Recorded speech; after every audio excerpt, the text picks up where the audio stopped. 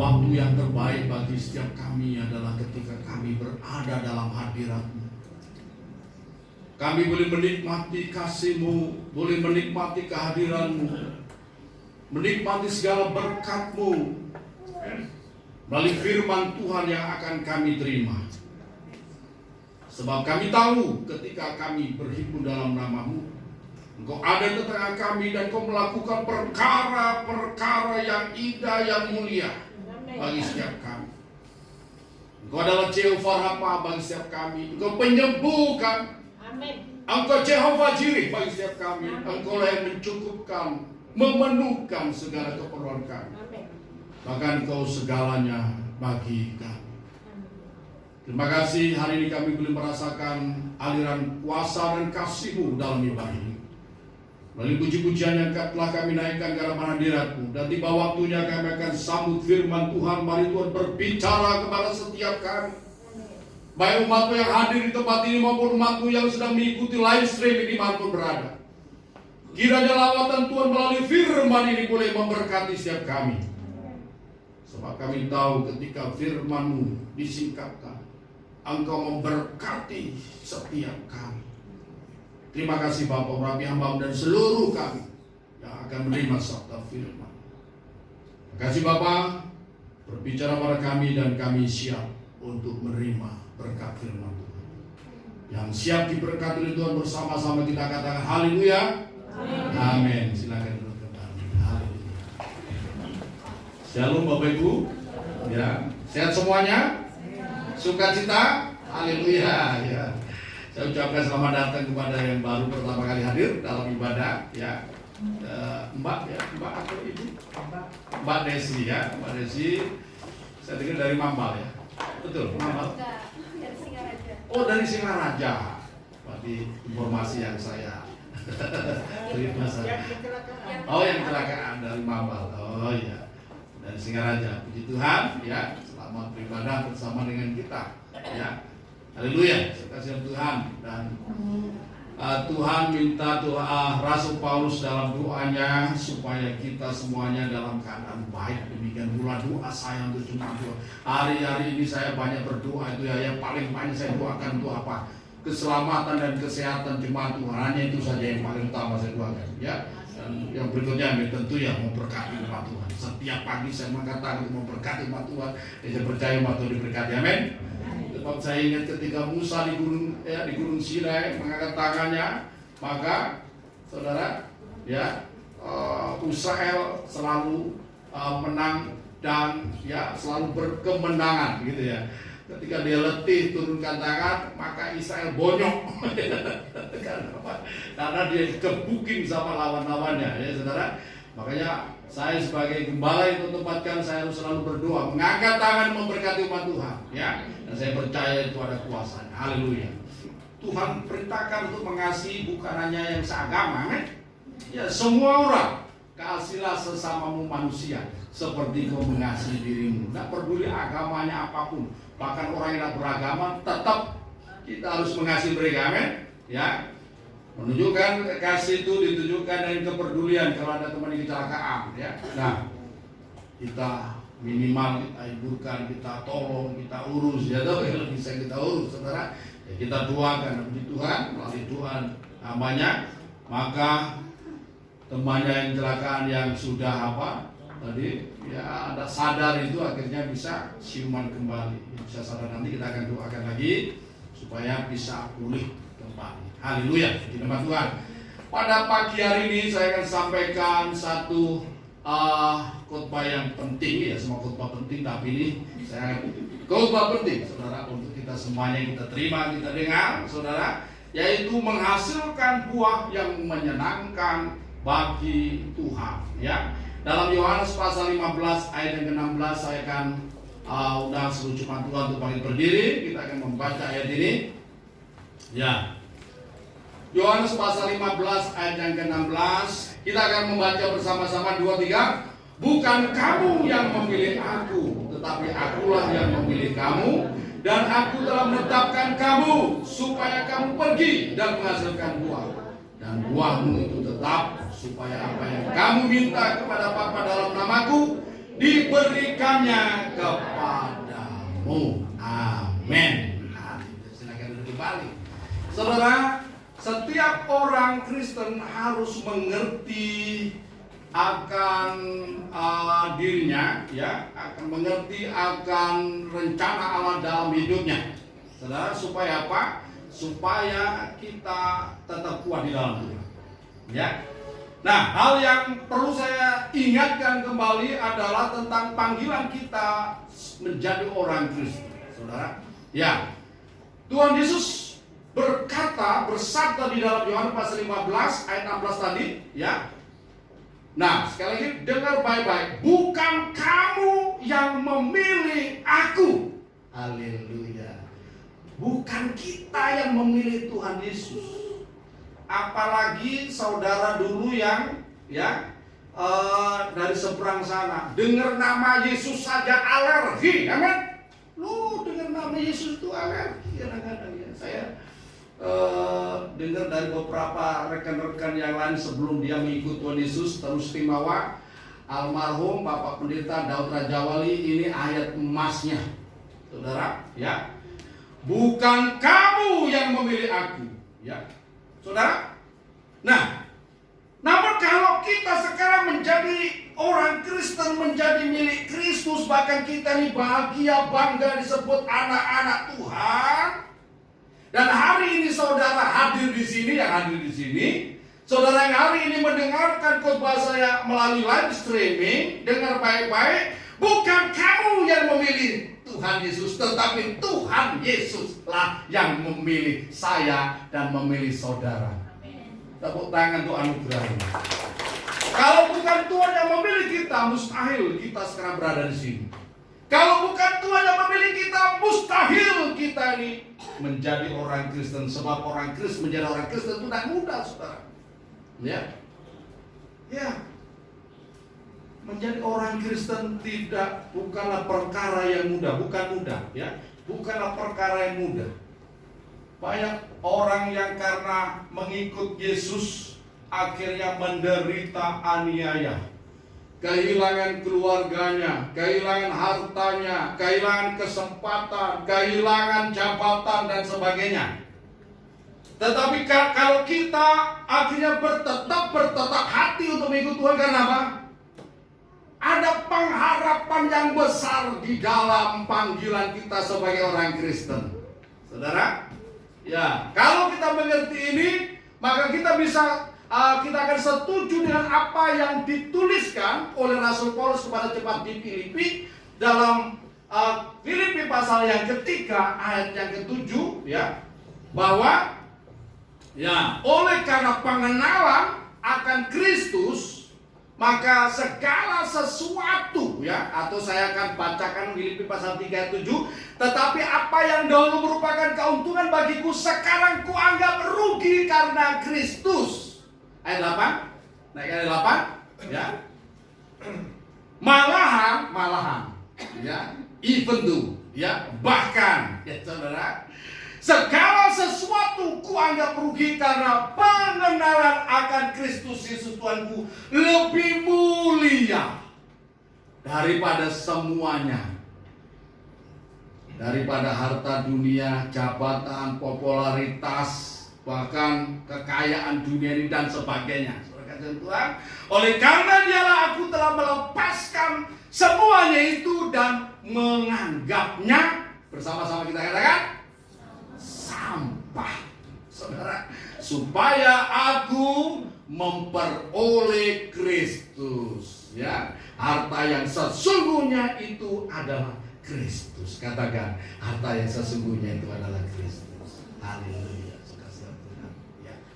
Nah, untuk apa kita dipilih oleh Tuhan? Dijadikan umatnya. Kita semuanya sudah tahu dalam 1 Petrus pasal yang kedua ayat 9, kamulah bangsa yang terpilih, imamat yang rajani, bangsa yang kudus, umat kepunyaan Allah sendiri.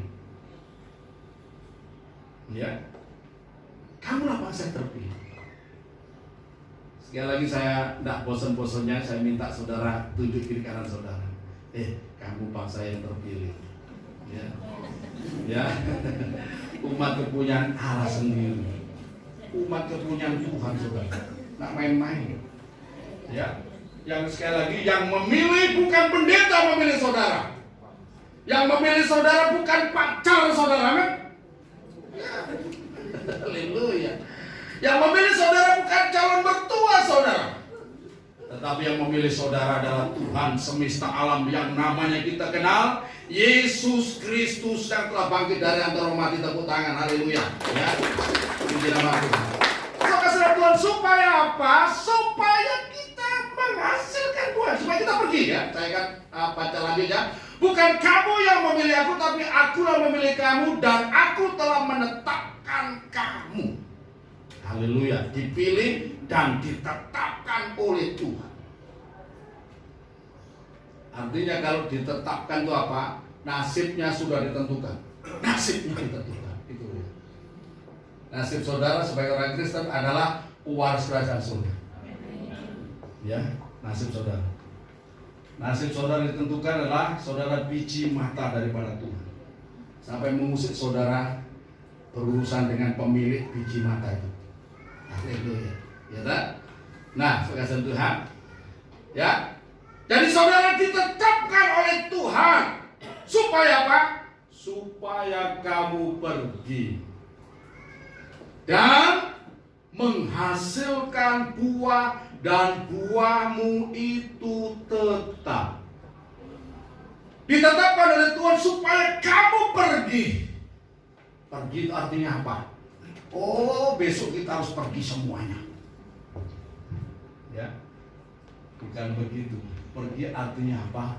Kita ini bergerak untuk menjadi pelaku firman Tuhan. Ya, sekalipun saudara pergi ke Papua, pergi ke Sumatera, pergi ke luar negeri, kalau hanya jalan-jalan saja, bukan, ya, melakukan kehendak Tuhan namanya. Ya. Supaya kamu pergi dan menghasilkan buah. Berapa waktu yang lalu saya bicara sama, ya saya anggap anak rohani, saudara. Ya, saya tahu dia sudah pelayanan keliling Indonesia. Keliling Indonesia. Mana. Sekarang waktu saya dudukkan. Selama kamu pelayanan, ya sudah puluhan tahun kamu melayani. Yang saya tanya, berapa jiwa yang sudah diselamatkan melalui pelayanan kamu?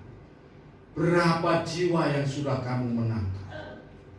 Saudara, saya tanya demikian. Sebab ada apa Tuhan alasan melayani keliling dari utara sampai ke selatan, dari barat sampai ke timur, cuma keliling. Dapat pengalaman. Oh, saya tahu dari. Saudara bukan melayani, itu touring. Touring. Ya, atas nama Tuhan. Ya, pakai atas nama Tuhan lagi, saudara. Tapi kalau tidak menghasilkan buah, tidak ada nilainya. Tidak ada nilainya. Saya berani katakan. Kalau saudara tidak menghasilkan buah, tidak ada nilainya. Lebih baik saudara berdiam di tempat, kemudian hidup saudara menghasilkan buah. Ya, satu jiwa saja dimenangkan, itu surga bersorak-sorak. Yang membuat surga bersorak-sorak bukan karena gegap gempitanya musik yang kita mendengarkan, bukan. Ya, bukan hebatnya pemimpin pujian, bukan. Tapi kalau ada satu orang berdosa yang bertobat, surga gempar, malaikat bersorak-sorak. Nah, ini kita harus perhatikan. Saya tidak katakan bahwa pelayan musik tidak penting. Pelayan pemimpin pujian tidak penting. Tapi yang lebih membuat surga bersorak-sorai adalah ketika satu orang berdosa diselamatkan. Haleluya, saudara. Nah, jadi kita ini ditetapkan Tuhan supaya kita menghasilkan buah, dan buah kita itu tetap. Dan itulah nanti yang ketika kita kembali kepada Tuhan, semua akan kembali atau tidak ada yang mau kembali? Mau nggak mau saudara pasti kembali. Amin. Masalahnya kembali kemana saudara? Saudara kembali kemana? Ke surga. Di dalam nama Tuhan Yesus Kristus saudara punya jaminan. Yesus berkata dalam Yohanes pasal 14 ayat 1 sampai 3, janganlah gelisah hatimu, ya. Percayalah kepada Allah, percayalah kepadaku. Ayat yang kedua, di rumah Bapakku banyak tempat tinggal, jika tidak demikian tentu aku mengatakannya kepadamu, sebab aku pergi ke situ untuk menyediakan tempat bagimu. Haleluya. Saya ini bangga dengan anak-anak Tuhan. Sekalipun anak Tuhan ada, saya tahu hidupnya mungkin agak susah, tempat tinggal di kos yang sempit dan sebagainya. Tapi saya tidak terlalu khawatir, karena apa? Mereka itu orang kaya. Mereka itu konglomerat. Kenapa?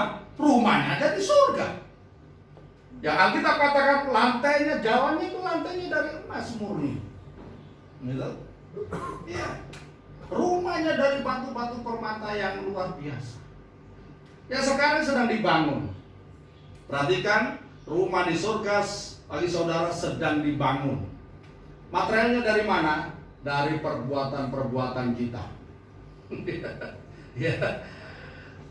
Di sana jangan biarkan malaikat yang sedang membangun itu duduk-duduk saja, ngopi terus.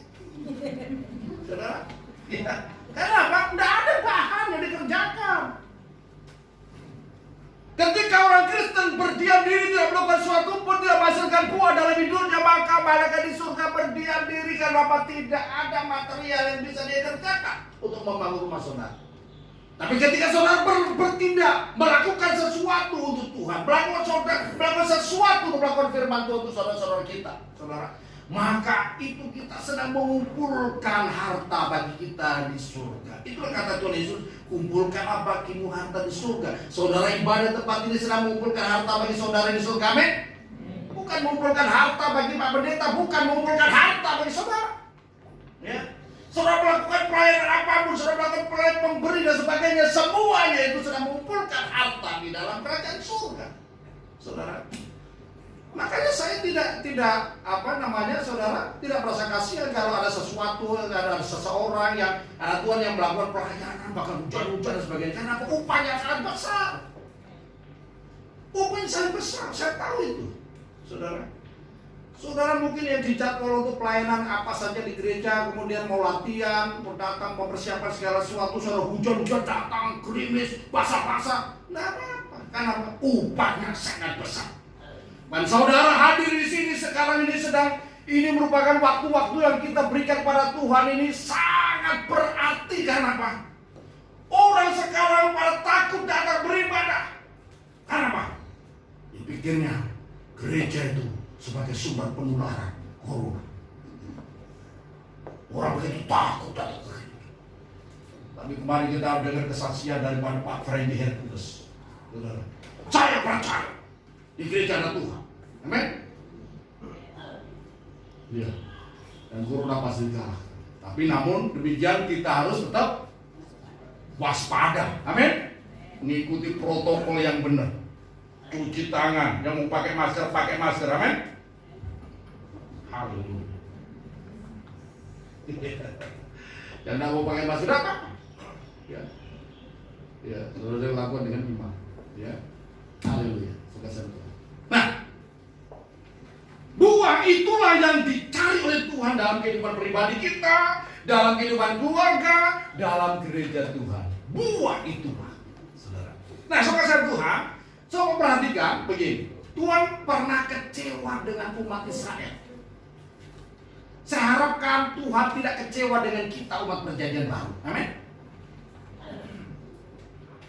Pada zaman Nabi Yesaya, dalam Yesaya pasal 5 ayat 1 sampai ayat yang berikutnya, saya akan bacakan saudara, Yesaya pasal yang kelima, ya, ayat 1 sampai ayat yang berikutnya. Tuhan pernah menyatakan, ya, kekecewaannya, kalau boleh saya katakan, kepada umat Israel melalui nabinya, Nabi Yesaya. Saya akan bacakan. Aku hendak menyanyikan nyanyian tentang kekasihku. Nyanyian kekasihku tentang kebun anggurnya. Kekasihku itu mempunyai kebun anggur di lereng bukit yang subur. Ia mencangkulnya dan membuang batu-batunya dan menanaminya dengan pokok anggur pilihan. Perhatikan, pokok anggur pilihan. Ya. Ia mendirikan sebuah menara jaga di tengah-tengahnya dan menggali lubang tempat memeras anggur. Lalu dinantinya supaya kebun itu menghasilkan buah anggur yang baik, tetapi yang dihasilkannya ialah buah anggur yang asam. Saya lompat ya. Saya lompat ayat 7. Sebab kebun anggur Tuhan semesta alam ialah kaum Israel. Itu kebun anggur Tuhan. Ya. Dan orang Yehuda ialah tanaman kegemarannya. Dinantinya keadilan tetapi hanya ada kelaliman. Dinantinya kebenaran tetapi hanya ada keonaran. Saudara perhatikan. Ya toh? Tuhan pernah menyatakan kekecewaannya. Karena apa? Tuhan sudah melakukan yang pertama, memilih satu bangsa. Kita tahu bagaimana Tuhan itu merancang ini ya, menuntun bangsa Israel dari Mesir itu dibawa masuk ke tanah perjanjian kurang lebih 2 juta lebih ya.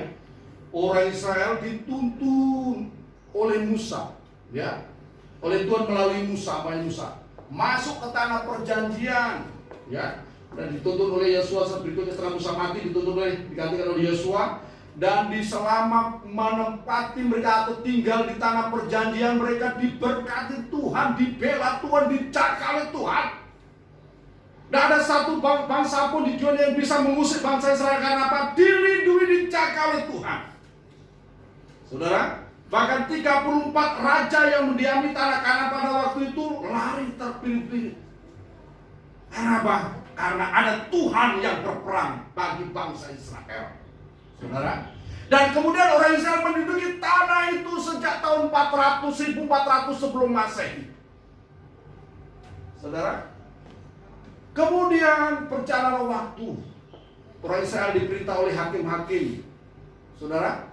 Sampai tahun 1060 ketika ada raja yang pertama dilantik di Israel. Saudara, kemudian sampai Israel pecah menjadi 2. Setelah zaman Salomo menjadi Israel Utara dan Israel Selatan. Israel Selatan yaitu disebut kerajaan Yehuda. Ya, itu dinasti Daud yang memegang di situ, dan kerajaan Israel Utara dipimpin oleh raja-raja yang lain, saudara. Dan pada tahun 700 sebelum Masehi, Tuhan mengutus seorang nabi, yaitu Nabi Yesaya untuk bangsa Israel ini, untuk menyatakan hal ini, saudara. Tuhan kecewa dengan Israel karena apa? Tuhan berharap bahwa Tuhan menempatkan bangsa pilihannya ini di tengah-tengah tanah perjanjian. Tanah perjanjian supaya apa? Mereka melakukan keadilan, kebenaran yang membawa damai sejahtera. Tuhan ingin melihat bangsa ini hidup dalam kasih. Kasih mengasihi satu yang lain, itu kesenangan Tuhan. Amin. Ya. Tetapi rupanya beratus tahun bangsa ini tinggal di sana, beberapa kali mereka menyakiti hati Tuhan. Bahkan tidak jarang mereka jatuh bangun dalam dosa penyembahan berhala, meninggalkan Tuhan. Ya, kalau saudara baca dalam kitab Hakim-Hakim, bagaimana orang Israel meninggalkan Tuhan. Sampai pada zaman raja-raja, memang zaman keemasannya itu zaman Raja Daud. Bagaimana Daud ini membawa bangsa Israel kepada Tuhan. Seorang penyembah pemuji Tuhan yang luar biasa. Sampai pada zaman Salomo, Raja Salomo membangun bait suci. Orang Israel hatinya tertuju ke sana, betapa megahnya bait suci yang dibangun oleh Salomo. Tetapi belum sampai Salomo meninggal, di hari tua Salomo sudah melenceng, saudara. Hari tuanya Salomo melenceng. Kemudian terjadi kekacauan dan sebagainya. Mereka tidak mengenal Tuhan lagi. Karena apa? Mereka jauh dari Tuhan. Sehingga mereka tidak melakukan kehendak Allah di muka bumi ini. Mereka tidak menghasilkan buah apa yang menyenangkan hati Tuhan.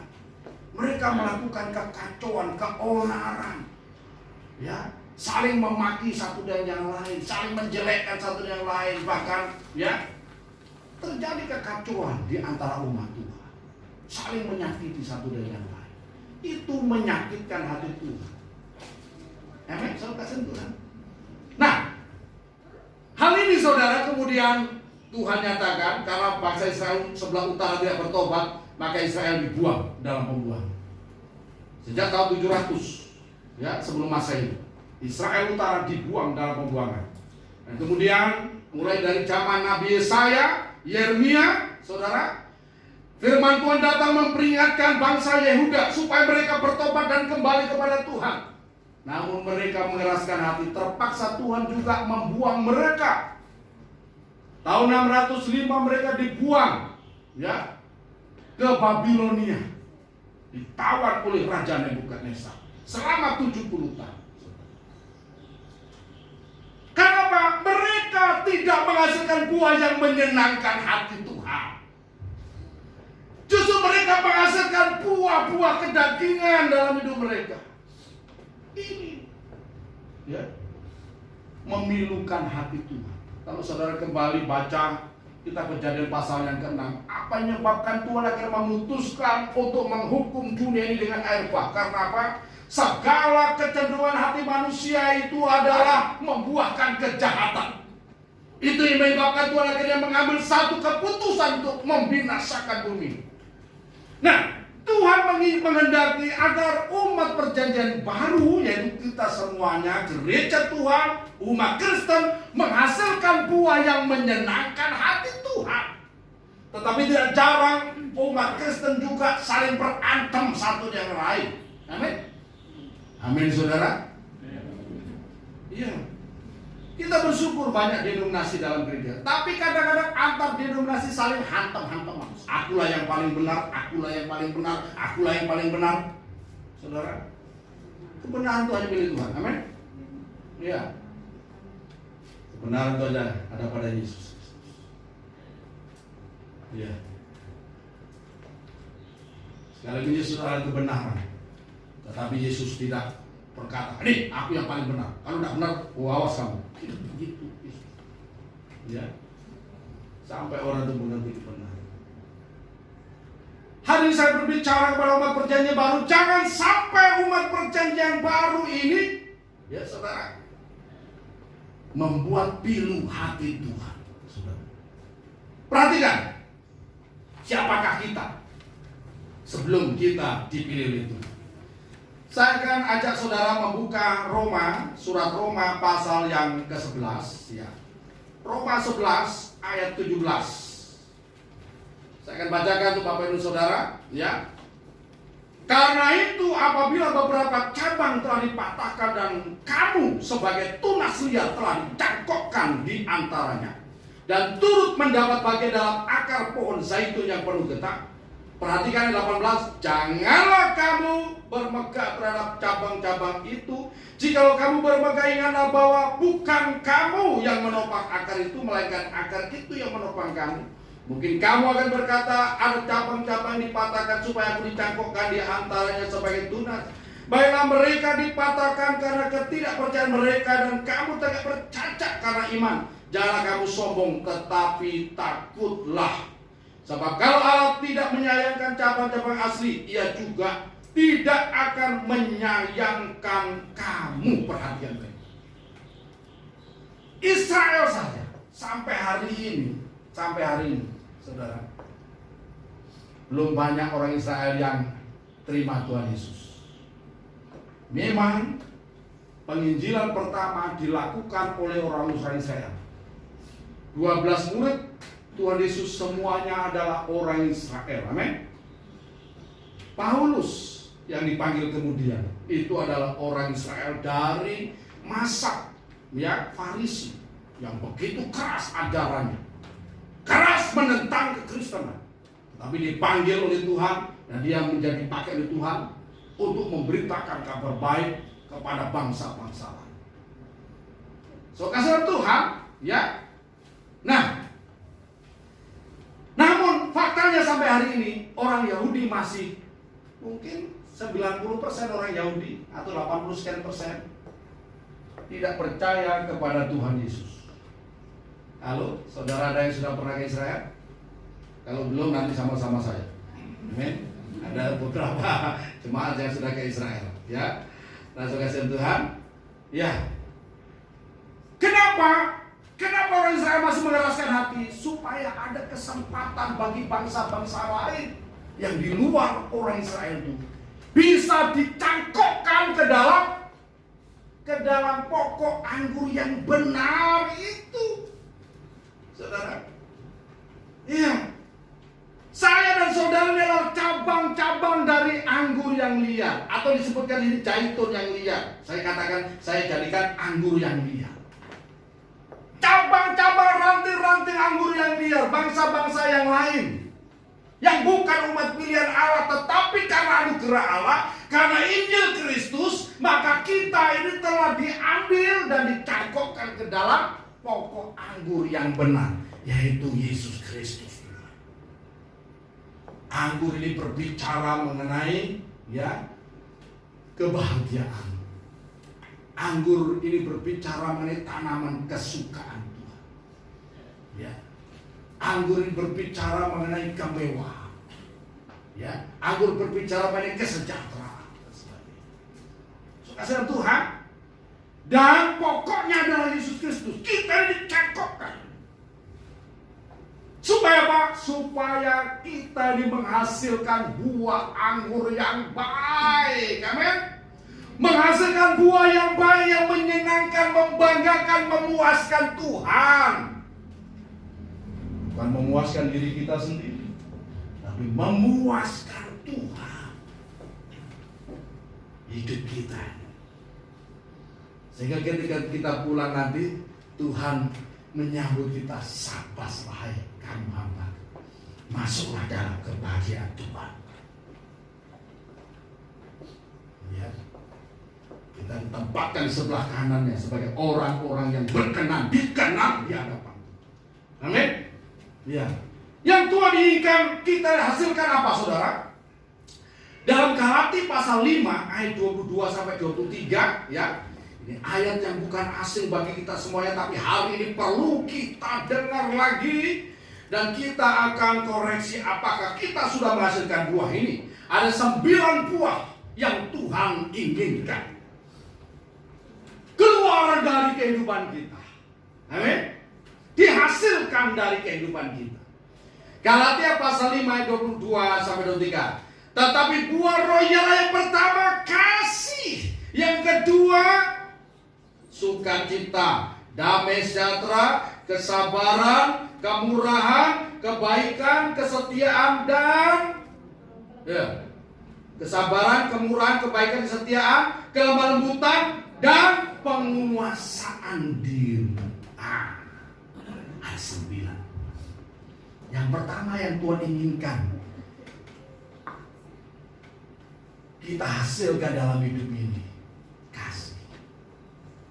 Gak mudah ini, saudara. Siapa dulu yang pernah itu punya kepahitan, punya kebencian dalam hatinya? Itu tidak mudah diubahkan terus bisa hidup dalam kasih. Tapi kalau saudara dipilih, dicangkokkan oleh Tuhan dalam pokok anggur yang benar sekarang ini, itu berarti tidak ada yang salah, saudara. Karena Tuhan yang memilih. Amin. Pak Yudi, Tuhan yang memilih. Dengan segala kekurangannya dan sebagainya, Tuhan yang memilih, kita tidak bisa menghakimi. Berarti ada sesuatu yang Tuhan pandang yang baik. Amin. Ya. Makanya kita jangan menghakimi satu dan yang lain. Karena apa? Semua yang duduk di sini adalah umat pilihan Tuhan. Saya sebagai hamba Tuhan, saya menghargai saudara bukan karena saudara punya uang banyak, bukan. Saya menghargai saudara karena apa? Saudara adalah umat pilihan Tuhan. Hanya Tuhan itu. umat pilihan Tuhan. Sebab saya ada selentingan-selentingan saya dengar, oh Pak Yonatan itu cuma yang kaya-kaya saja yang dilayani. Kayak tidak kenal saya. Saya itu memandang setiap jiwa bukan karena kekayaannya, bukan karena uangnya. Jadi saya perhatikan kenapa? Engkau adalah umat pilihan Tuhan. Harta milik Tuhan. Saudara, bukan karena kalau saudara punya duit, semua saya perlakukan sama, tapi kan memang cara berbeda-beda.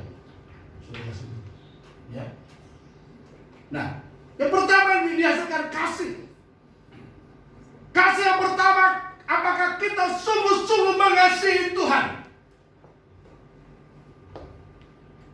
Kalau saudara tidak mengasihi Tuhan, yang kecewa itu Tuhan yang sudah mati untuk memilih saudara, menebus saudara. Kita dipilih supaya apa? Kita ini hidup mengasihi Tuhan. Apa sih bukti bahwa kita mengasihi Tuhan? Kita melakukan segala perintahnya. Perintah Tuhan apa? Ya, jangan ada padamu Allah lain di hadapan. Jangan menyebut nama Tuhan Allahmu dengan sembarangan. Amin. Oh, jangan membuat patung dan sujud menyembahnya. Jangan menyebut nama Allah Tuhan Allahmu dengan sembarangan. Kemudian apa? Ingat dan kuduskanlah hari Sabat. Hormatilah ayahmu dan ibumu. Jangan membunuh, termasuk membenci orang lain. Membenci itu sama dengan membunuh. Perhatikan baik-baik. Kalau saudara membenci sampai mati, di surga saudara tercatat pembunuh. Dan tidak ada pembunuh yang masuk surga. Saya ngomong begini, saya hamba Tuhan, saya berbicara apa adanya sesuai dengan firman Tuhan. Saudara, supaya apa? Saudara dituntun dalam kebenaran. Saudara, supaya saudara selamat. Ya. Ya. Kemudian jangan berzina. Ya. Seorang laki-laki yang memandang perempuan kemudian menginginkan dalam hati saja, itu sudah berzina di dalam hatinya. Makanya laki-laki, gitu, ya jangan suka memperhatikan perempuan itu kayak lihat apa. Nah, saya minta juga ya, yang perempuan kalau ibadah khususnya pakai baju yang sopan. Ya, jangan maaf ngomong ya, mungkin pakai baju you can see, angkat tangan. Mari saudara angkat tangan. Haleluya. Belakangnya ada, ya, ada maaf, ada bapak-bapak dan sebagainya. Ya, nah apa namanya? Tidak konsentrasi begini Pak. Tutup mata. Ya, harus ya, belajar. Jangan menjadi, ya, jangan memancing di air yang bening. Amin. Saya Tuhan ya, harus yang sopan. Ya, kasih Tuhan. Ya, kemudian kasihilah sesamamu manusia seperti engkau mengasihi dirimu sendiri. Ya, itu nanti sebelum hukum tadi saudara-saudara bisa jabarkan sendiri. Ya, kasihilah sama manusia seperti engkau mengasihi dirimu sendiri. Bahkan ada perintah firman Tuhan di dalam Matius pasal 5 ayat yang ke-44. Ya, tolong ditayangkan Matius pasal 5 ayat 44. Tetapi aku berkata kepadamu, kasihilah musuhmu dan berdoalah bagi mereka yang menganiaya kamu.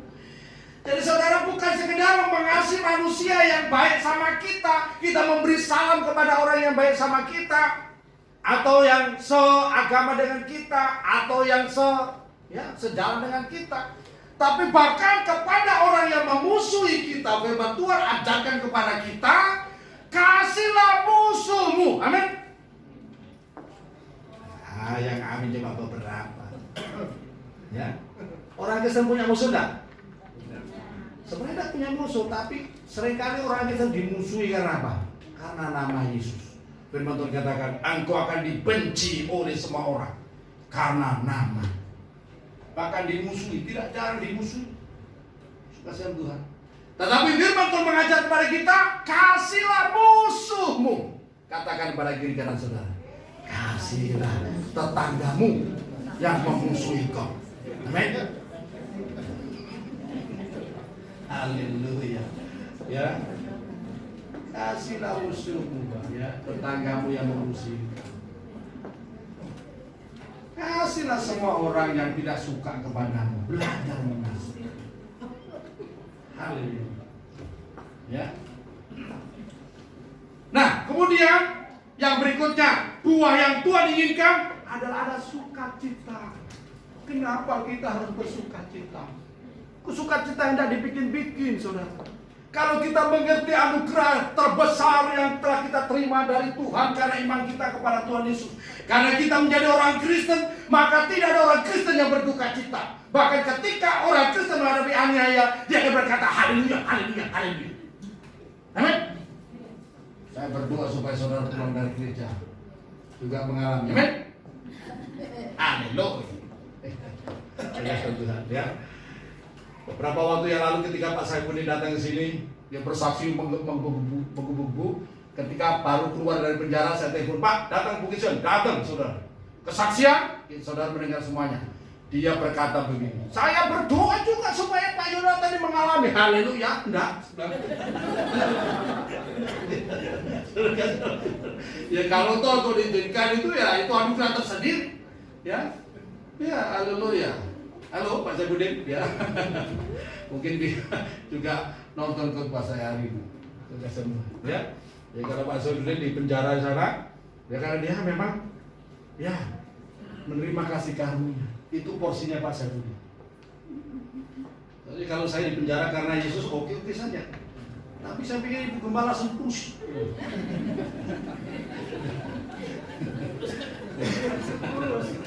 Sekurus. Nah, saudara-saudara, firman Tuhan katakan bersukacitalah apapun keadaanmu.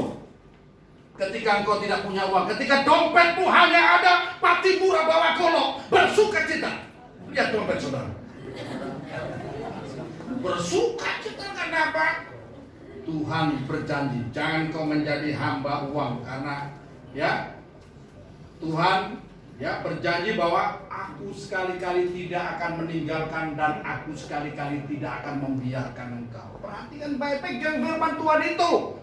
Tidak akan kita ditinggalkan, tidak akan kita dibiarkan oleh Tuhan. Karena apa?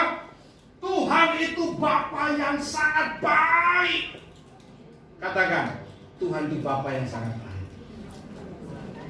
Tuhan itu berkata, Bapa manakah di dunia ini yang memberikan kalajengking kepada anaknya yang minta telur? Ada tuh Bapak di dunia ini memberikan kalajengking kepada anaknya yang minta telur, Pak minta telur. Terus bapaknya adalah pergi ke kebun cari kalajengking dikasih. Itu Bapak wis gendeng. Ya. Kalau Bapak di dunia tahu memberi pemberian yang baik, terlebih Bapakmu yang di surga tidak sampai hati, saudara. Melihat tetesan air mata kita, mungkin karena penderitaan, karena kekurangan, karena kesusahan kita, tidak akan dibiarkan. Bahkan firman Tuhan katakan, tetes air mata kita karena penderitaan kita, karena iman kita kepada Tuhan, ditampung di dalam kirbat-Nya. Karena doa kita ditampung dalam kirbat-Nya. Tidak ada satupun yang hilang. Amin. Makanya saudara yang nangis-nangis karena Tuhan, tidak akan hilang tuh air matanya. Biarkan menetes sampai penuh. Amin. Kalau perlu pakai, saudara pakai ini handuk diperes-peres. Haleluya. Bersukacita. Kemudian yang berikutnya yang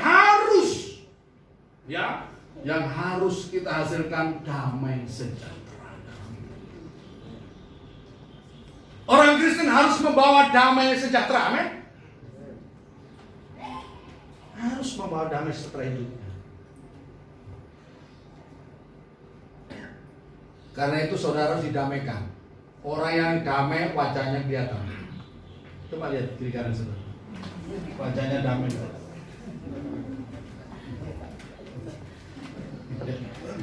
Ya, biarlah kita diperdamaikan dengan Tuhan, dengan sesama kita, dengan semua orang. Diperdamaikan. Berbahagialah orang yang membawa damai. Matius Amazul pasal 59 itu karena dia disebut anak-anak Allah. Kita akan membawa damai kalau ada kebenaran dalam hati kita. Dalam Yesaya 32 ayat 17, di mana ada kebenaran, di situ akan tumbuh damai sejahtera. Kalau hati kita benar, pikiran kita benar, perkataan kita benar, hidup kita damai. Dan akibat kebenaran ialah ketenangan dan ketenteraman untuk saleleng-lelengna. Amin. Untuk selama-lamanya. Sehingga sekalipun kita ada banyak problem, kita akan merasakan tetap damai sejahtera. Karena apa? Kalau kita hidup dalam kebenaran. Dosalah yang menyebabkan orang itu menjadi kacau hidupnya. Hidup dalam kebenaran, kita hidup dalam damai sejahtera.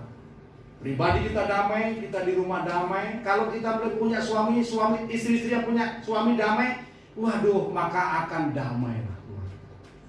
Kalau istri-istri damai, maka damailah keluarga. Amin. Haleluya. Ya. Dan kalau kita orang damai hadir di tengah-tengah perhimpunan orang, ya, bahkan orang lagi bertengkar ada kita, itu dari suasana lagi beda. Saya ini sebagai hamba Tuhan, kerasa loh kalau saya kunjungan ke rumah jemaat habis bertengkar. Biasanya kalau jemaat habis bertengkar itu ada pendeta tok shalom. Tapi hadiratnya masih kerasa. Amin. Hadiratnya itu kerasa dari saya ditipu. Pasti saya kena. Pulang sampai gembala pasti ada pertanyaan, kenapa ya? Ada apa ya? Ya, nah, karena hadiratnya itu masih kerasa. Orang yang damai hadiratnya kerasa. Amin. Kerasa. Orang itu senang berkumpul dengan orang yang damai. Haleluya. Ya. Damai, sabar, murah, kemudian ya, baik, setia, lemah lembut, dan ada penguasaan diri. Itu yang diinginkan oleh Tuhan. Tumbuh dan keluar dari kehidupan kita. Ngomongnya itu membawa damai, membawa kasih karunia bagi orang lain. Yang kita pikirkan membawa damai, yang kita lakukan membawa damai, membawa ya, memberi teladan yang baik bagi semua orang. Tuhan paling senang melihat orang yang menghasilkan semuanya ini. Nah, apa yang harus kita lakukan supaya hidup kita menghasilkan buah? Kita kembali kepada Yohanes pasal 15 tadi, ya. Yang pertama, saudara, tetaplah tinggal di dalam Tuhan. Yohanes pasal 15 ayat yang keempat sampai 5 saya akan bacakan. Tinggallah di dalam aku dan aku di dalam kamu. Sama seperti ranting tidak dapat berbuah dari dirinya sendiri kalau ia tidak tinggal pada pokok anggur. Demikian juga kamu tidak berbuah jikalau kamu tidak tinggal di dalam aku. Ayat 5 kita baca bersama-sama 2, 3. Akulah pokok anggur dan kamulah ranting-rantingnya. Barang siapa tinggal dalam aku dan aku dalam dia, ia berbuah banyak. Sebab di luar aku kamu tidak dapat berbuat apa-apa. Syarat yang paling utama supaya hidup kita menghasilkan buah, kita ini dari pokok dari ranting yang lain telah ditangkokkan. Kita harus setia tetap tinggal di dalam Tuhan. Terutama dalam gereja lokal. Saya minta saudara jangan bimbang. Kalau saudara bimbang, tidak menempatkan diri di dalam satu gereja lokal, saudara akan bisa mengalami pertumbuhan yang benar. Ya, harus punya komitmen, terutama kepada Tuhan. Ya, pada Tuhan, komitmen yang kuat. Sebab apa? Kita dalam Tuhan itu, kita akan diuji dengan berbagai macam persoalan. Saudara menjadi anggota gereja lokal, saudara akan diuji dengan berbagai macam persoalan juga. Amin. Dan setiap gereja lokal punya masalahnya masing-masing. Nah, ada gereja yang punya masalah. Iya. Nah, ada gereja yang punya masalah. Setiap gereja punya masalah. Kenapa? Firman Tuhan dalam kitab Yesaya, Tuhan itu punya dapur perapian di Sion, apalagi di Bukit Sion. Amin. saudara dimurnikan di Bukit Sion, tetap tinggal. Dan Kolose 1 ya, Kolose 2 ya, Kolose pasal 2 ayat 6 dan 7 ya. Kolose pasal yang kedua ayat 6 dan 7, ini nasihat Rasul Paulus untuk kita semuanya, perlu kita dengarkan baik-baik ya. Kamu telah menerima Kristus Yesus Tuhan kita. Karena itu hendaklah hidupmu tetap di dalam Dia. Katakan pada kiri kanan saudara, hendaklah hidupmu tetap di dalam Dia. Ya. Haleluya. Pak Yudi katakan, hendaklah tetap bersama aku. Tetap di dalam Dia. Ya toh? Tetap di dalam Dia. Ya. Kemudian yang berikutnya, ya, hendaklah kamu berakar di dalam Dia dan dibangun di atas Dia. Hendaklah kamu bertambah teguh dalam iman yang telah diajarkan kepadamu, dan hendaklah hatimu melimpah dengan syukur. Melimpah dengan syukur. Bersyukur kalau saudara menghadapi tantangan, menghadapi mungkin gesekan dalam gereja itu. Kenapa? Saudara sedang diolah sama Tuhan. Ya. Saudara sedang dikerjakan oleh Tuhan. Hidup saudara bisa berkenan kepada Tuhan. Kalau ada kotoran dibersihkan. Ketika barang itu dibersihkan, aduh repot sekali, tidak nyaman sekali. Dibersihkan, digosok, disikat banyak, sikat baja, gledek, sakit saudara. Amin. Firman Tuhan datang kepada kita seperti sikat baja, gledek, sakit. Tapi tujuan itu kebaikan kita. Amin. Ya. Bahkan firman Tuhan kadang-kadang datang seperti pedang. Dalam Ibrani pasal 4 itu, ya, firman Tuhan lebih tajam daripada pedang bermata dua. Supaya apa? Supaya kita berkenan dan menghasilkan buah. Apapun keadaan, apapun situasinya, hendaklah kita punya komitmen tetap di dalam Dia. Setia. Kita boleh nyanyi setia, setia, setia sampai, bukan sampai kaya. Setia sampai kaya, setelah kaya berubah. Setia sampai sukses, setelah sukses berubah. Ya. Setia sampai punya suami atau punya istri, setelah punya suami punya istri berubah. Saudara, rugi. Ya rugi siapa? Saudara yang rugi. Setia sampai kita yang dipanggil. Amin. Yang berikutnya, ya. Yang kedua, Yohanes pasal 15 ayat yang kedua, saya akan bacakan. Setiap ranting padaku yang tidak berbuah dipotongnya, dan setiap ranting yang berbuah dibersihkannya supaya ia lebih banyak berbuah. Yang kedua, relakanlah hati, ya. Relakanlah hidup kita ini dibersihkan oleh Tuhan. Kalau kita mau berbuah harus bersih. Dibersih. Ya. Dari ranting-ranting yang tidak berguna dibersihkan. Gereja ini mau berbuah, mau bertumbuh dibersihkan. Amin. Keluarga yang mau bertumbuh dibersihkan. Pribadi yang mau bertumbuh menghasilkan buah dibersihkan. Supaya apa? Semakin lebat lagi buahnya. Itu tujuannya. Dibersihkan dari apa, saudara? Kasih dalam Tuhan. Ya, iya. Dari setiap perbuatan-perbuatan yang tidak berkenan.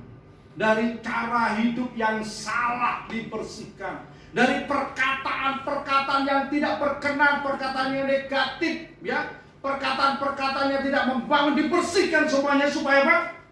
Supaya kita menghasilkan buah. Kita dibersihkan dari motivasi-motivasi yang salah. Motivasi pada yang salah, motivasi pelayanan yang salah, motivasi hidup yang salah dibersihkan. Supaya apa? Supaya kita menghasilkan buah, dan buahnya itu menyenangkan Tuhan. Nah, dalam pembersihan itu harus ada yang dibuang. Dipotong, kemudian dibuang. Apa yang harus dibuang dalam hidup kita? Efesus 4 ayat 25. Efesus 4 ayat 25 ini harus dibuang. Ya, dari kehidupan saya dan kehidupan saudara. Efesus pasal yang keempat ayat 25. Demikian bunyi firman Tuhan. Karena itu buanglah dusta, Dan berkatalah benar seorang kepada yang lain, karena kita adalah sesama anugerah. Yang pertama apa yang harus kita buang? Perkataan dusta. Jangan kita saling mendustai. Amin. Ya. Kalau ada orang Kristen yang suka berdusta, Firman Tuhan katakan dusta itu berasal dari iblis. Kalau yang datang dari Tuhan, Yesus berkata, akulah jalan dan kebenaran. Yesus hanya berbicara mengenai kebenaran. Pokok anggur itu menghasilkan kebenaran saja. Tapi kalau ada dusta di situ harus dibuang. Supaya apa? Hidup kita bisa menghasilkan kebenaran.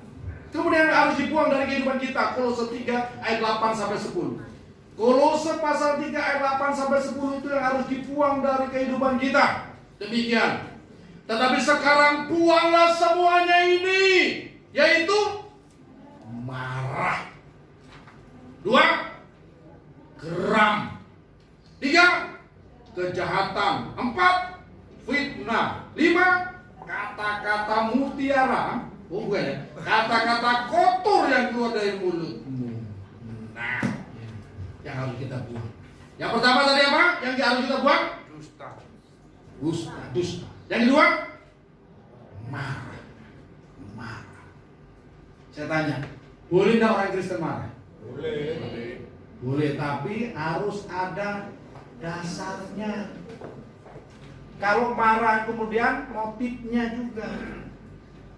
Kalau kita dimarah motivasinya baik untuk kebaikan, kita marah sama anak-anak karena kita mengasihi mereka. Kita lihat mungkin anak-anak ini bangunnya siang-siang terus. Amin. Amin. Anak-anak milenial bangunnya siang-siang terus. Kita marah, ya. Tujuannya baik. Tapi jangan marah itu jangan sampai berbuat dosa. Marah tempelin dus ya, jangan. Ya, marah kita arahkan. Pagi-pagi kita cari untuk bangun pagi mencari apa saudara? Mencari kopi ya kan? Bukan. Mencari Tuhan, mencari hadirat Tuhan, menyembah Tuhan. Firman Tuhan kata Daud katakan, pagi-pagi aku bangun mendahului orang jaga malam. Orang jaga malam masih ingat waktu Daud sudah bangun berdoa berseru pada Tuhan. Amin. Katanya mau untung jangan sampai rezekimu dicucuk ambil pitik. Rezekimu dipatok oleh ayam.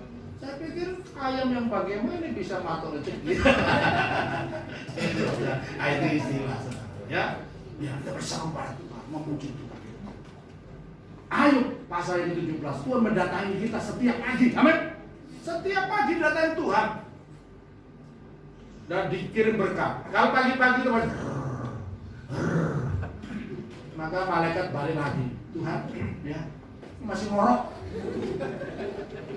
Nanti orang Kristen juga ngomong begini, ya. Tuhan bukankah firman Tuhan berkata itu, ya, bahwa Tuhan memberkati orang benar pada waktu tidur. Hati-hati firman Tuhan jangan pakai untuk berantem, kan? Itu baik-baik, ya. Marah dibuang. Jangan suka memarah. Jadi pemarah. Kalau marah jangan sampai matahari terbenam. Jangan pakai strategi kalau gitu tak pagi-pagi aku marah. Supaya puas. Begitu saudara. Ya. Ya, kemudian geram. Geram itu marah sudah sampai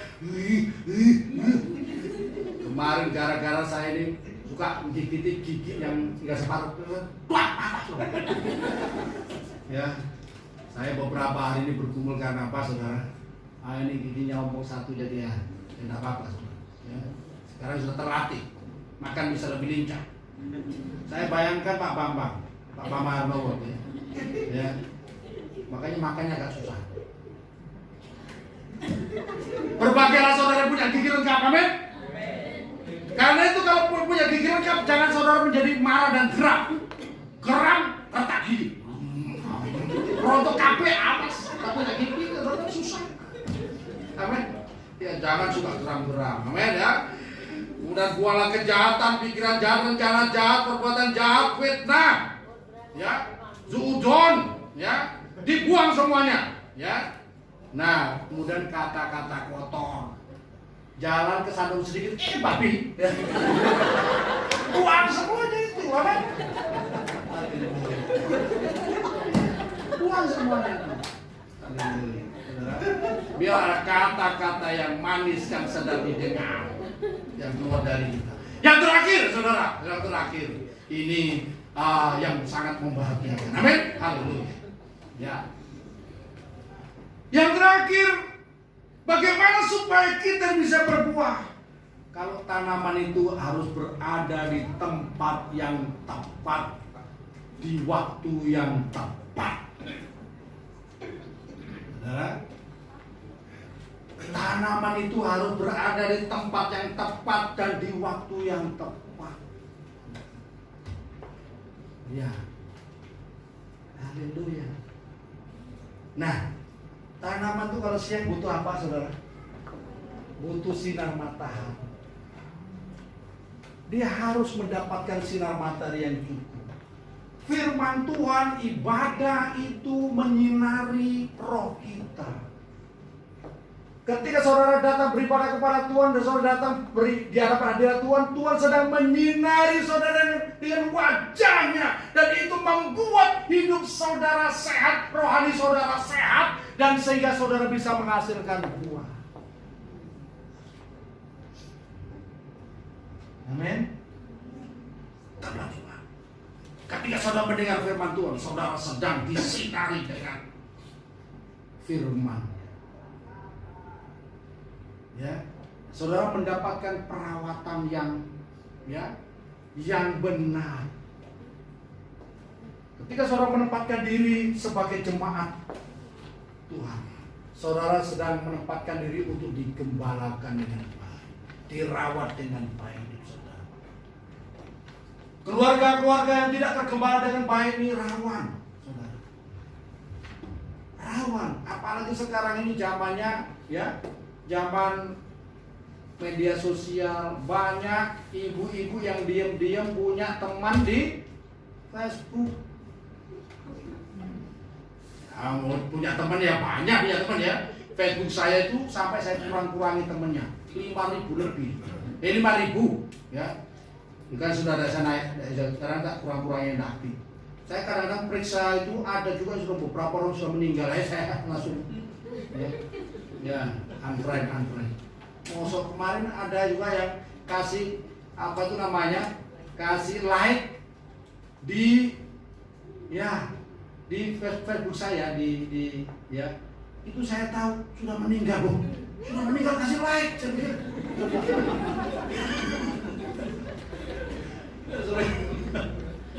Iya. Asal jangan nelpon, kalau masih like aja tidak apa-apa. Tiba-tiba nelpon itu bagaimana kira-kira? Tidak apa-apa, saya tunggu aja karena dia yang meninggal nelpon. Haleluya. Saya mau tanya, Anda sekarang sedang berada di mana? Haleluya. Terkasih Tuhan ya. Nah, kita harus menempatkan diri di tempat yang tepat supaya hidup kita berbuah. Tempat yang tepat itu di mana? Di rumah Tuhan. Di lingkungan umat Tuhan, di lingkungan orang benar. Orang fasik itu tidak tahan dalam kumpulan orang benar. Ya, nanti saudara bisa baca itu. Ya, di Alkitab. Kita baca dalam ini benar ini, Mazmur 92. Mazmur 92. Haleluya. Ayat 12 sampai 15. Ayat 12 sampai 15. Saya akan bacakan. Orang benar akan bertunas seperti pohon korma. Amin. Akan tumbuh subur seperti pohon aros di Libanon. 13. Mereka yang ditanam di bait Tuhan akan bertunas di pelataran Allah kita. 14. Pada masa tua pun mereka masih berbuah menjadi gemuk dan segar. 15. Untuk memberitakan bahwa Tuhan itu benar bahwa gunung batuku dan tidak ada kecurangan padanya. Orang yang tertanam di bait Tuhan akan tumbuh dan akan terus menghasilkan buah, akan bertunas di pelataran Allahnya dan akan menghasilkan buah, bahkan sampai masa tua pun tetap segar. Orang yang tergembala dengan baik, keluarganya diberkati, hidupnya diberkati, keluarganya diberkati, anak cucunya diberkati. Orang yang tidak tergembala dengan baik kacau hidupnya. Ada beberapa jemaat dulu yang saya doakan, saya berkati pernikahannya, kemudian ya nggak tahu kemana. Saya dengar dia berpisah, saya sedih, sedih. Ya. Saya mau ikut campur, saya bukan gembalanya. Ya. Saya tidak bisa berbuat banyak. Ya. Tapi kalau jemaat di sini, saya pasti datangi. Saya datangi. Itu tanggung jawab saya dalam Tuhan. Ya. Saya bimbing rumah Tuhan. Supaya gembala saya bimbing kepada rumput yang hijau dan air yang tenang, kepada kebenaran supaya selamat saudara, supaya saudara hidup dalam damai. Ya. 1 Korintus pasal 15 ayat 33, ya. Ingat baik-baik. Pergaulan yang buruk merusakkan kebiasaan yang baik. Saudara bebas bergaul dengan siapa saja, tetapi jangan sampai kehidupan saudara akhirnya kacau karena apa? Salah bergaul. Saudara bergaul dengan orang yang suka duduk, kemudian enggak apa-apa sedikit aja. 2 kali enggak apa-apa. 3 kali tahan hebat teman. 4 kali, 10 kali mulai goyang, bumi berputar. Haleluya. Ngomongnya ngelantur, ya. Kacau itu saudara. Amin. Cari pergaulan yang sehat supaya rohani saudara sehat. Kalau saudara merasa mampu, jadilah berkat di tengah-tengah orang yang ada teman saya dulu suka menginjilnya kemana saudara? Ke komplek-komplek. Menginjil ke komplek sendiri lagi. Saya pikir kalau menginjil komplek sendiri pasti ada udang, saudara. Ya, di balik rempeyek, saudara. Pertama dia menginjil, semangat. Kedua, ketiga, kelima tidak balik. Kenapa? Dia ditangkap umpannya, diserges. Akhirnya apa? Jadilah menurut kehendak.